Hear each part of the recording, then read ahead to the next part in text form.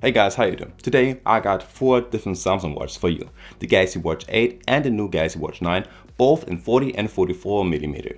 Even though these watches look extremely similar, one of them is clearly the best choice for me. However, the biggest Watch 9 upgrade is not equally significant on both sizes. And the larger watch does not automatically show more content in every menu either.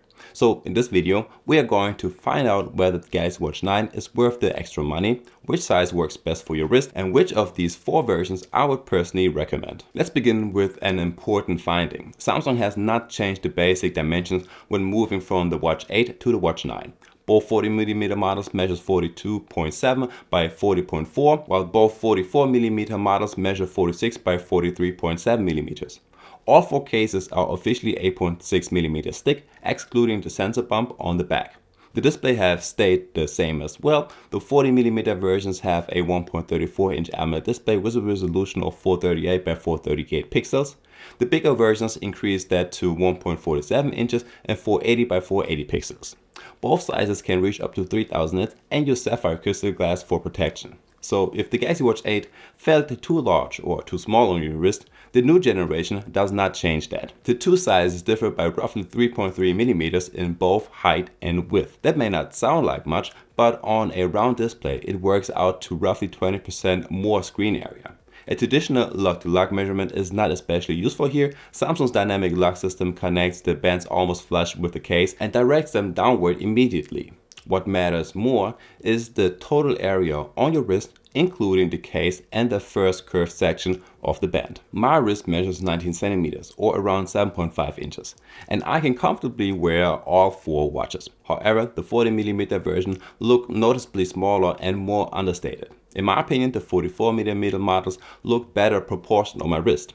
The weight difference is almost impossible for me to notice. Without the band, the Galaxy Watch 8 weighs 30 and 34 grams, and the bigger one weighs in at 31.5 and 34 grams.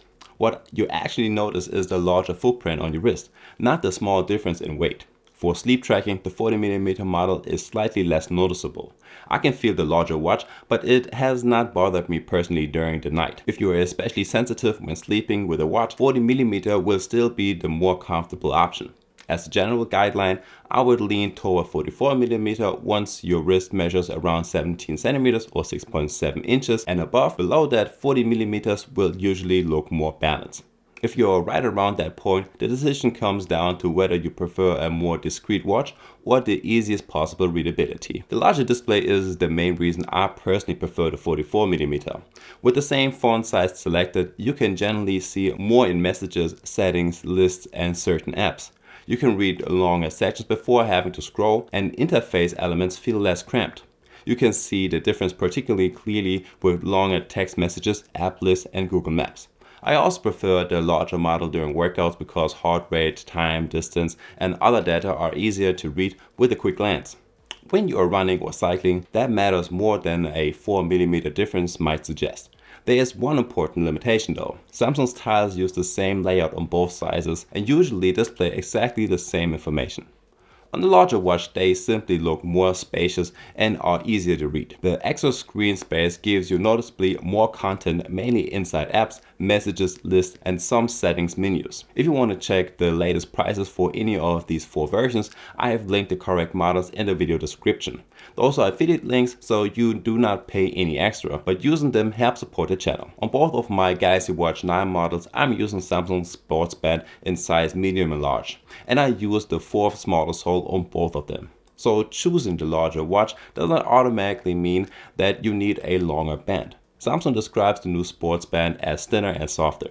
The dynamic lock system also keeps the watch sitting close to the wrist. In practice, the case size makes a bigger difference to comfort than the length of the band. The biggest technical difference between those 2 generations is on the inside. The Galaxy Watch 8 uses Samsung's Exynos W1000, while the Galaxy Watch 9 is the first model to use the new Snapdragon Wear Elite. Both generations have 2 gigs of RAM and 32 gigs of storage, but the Watch 9 launches with Wear OS 7 and One UI 9. The Watch 8 originally launched with Wear OS 6 and One UI 8. That makes the Watch 9 the better choice if you want the newer platform and the longest possible software support. However, I would not dismiss the Watch 8 simply because of the new health features. According to Samsung, daily cardio load and fitness index are also planned for the Galaxy Watch 7 and newer with One UI 9. So not every new feature will remain exclusive to the Watch 9. The differences in sensors, durability, and GPS are much smaller. Both generations include Samsung's bioactive sensor, temperature sensing, dual frequency GPS, 5 ATM water resistant, and IP68 rating, and military standards durability.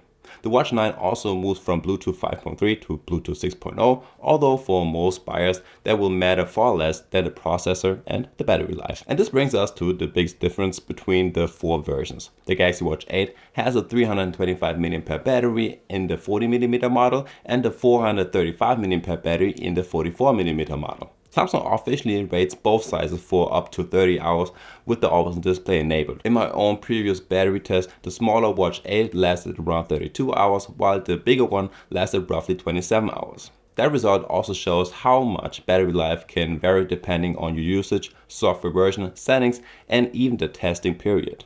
On the Galaxy Watch 9, battery capacity increased to 390 mAh in the smaller and 445 in the bigger one. The smaller watch therefore receives the much larger capacity upgrade at around 20%. Now, in my own test with the always on turned on and the maximum brightness and all of the health features, the smaller one lasts about 32 hours and the bigger one right around 38 hours. In Germany, the Galaxy Watch 8 launched at 380 for the smaller and 410 for the bigger. Samsung charges 410 and 440 euros for the same Galaxy Watch 9 models. That means the original price difference is 30 euros in either size. However, the Watch 8 should now be available for considerably less, so the current street price is what really matters.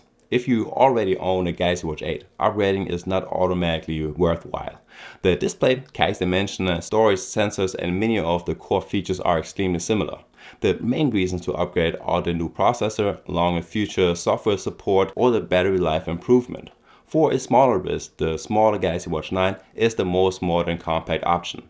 But if the 40mm Watch 8 is around 80 to 100 euros cheaper, it will probably offer better value for money. For larger wrists, the 44mm Galaxy Watch 8 is my value recommendation if you can find it with a significant discount.